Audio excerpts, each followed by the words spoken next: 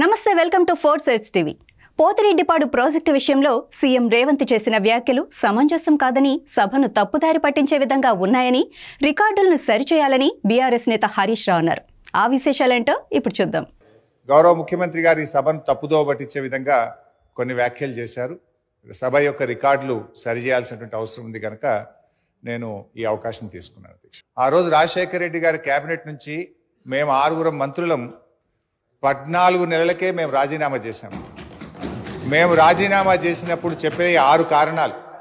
అందులో మొట్టమొదటి కారణం, అక్రమంగా పోతిరెడ్డిపాడు ప్రాజెక్టును పొక్కగొట్టి మా తెలంగాణకు దక్కాల్సిన కృష్ణా నదీ జలాలను రాయలసీమకు తరలించకపోతున్నందుకు నిరసనగా ఈ కేబినెట్ నుంచి మేము వైదొలుగుతున్నాము.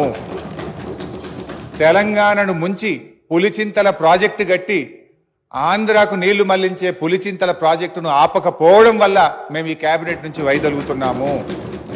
610 జీవో అమలు చేయడంలో నిర్లక్ష్యం కారణంగా మా తెలంగాణ పిల్లలకు ఉద్యోగాలు దక్కే విషయంలో మా మాట తప్పుతున్నందుకు నిరసనగా ఈ కేబినెట్ నుంచి మేము వైదొలుగుతున్నాము.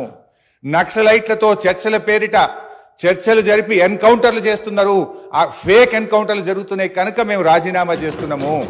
ఇట్లా ఒక 6 కారణాలు ఇదే సభలో చెప్పాం. బయట చెప్పి మేము ఆ రోజు రాజీనామా చేస్తామనేటువంటి విషయాన్ని సభ ద్వారా గౌరవ ముఖ్యమంత్రి దృష్టికి, మీ దృష్టికి తెస్తున్నాం.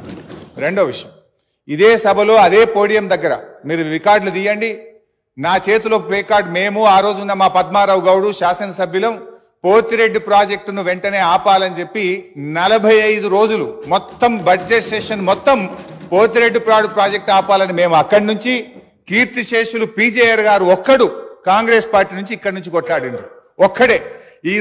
ఆ రోజు మంత్రులుగా ఉన్న చాలా మంది పెదవులు ముచ్చుకొని ఇక్కడ కూర్చున్నారు తప్ప ఆ రోజు మాతో గొంతు కలిపింది ఒకే ఒక్కడు పీజేఆర్. ఆ పీజేఆర్ తనయుడు విష్ణువర్ధన్ రెడ్డి కూడా ఈరోజు మాతోనే ఉన్నాడు. రెండో విషయం, I would like to clarify. నేను విషయాల్లో చర్చలకు పోతే చాలా చెప్పాలి కానీ just I'm trying to give the clarification. ఇది ముఖ్యమంత్రి గారు చెప్పిన పోతిరెడ్డిపాడు విషయం.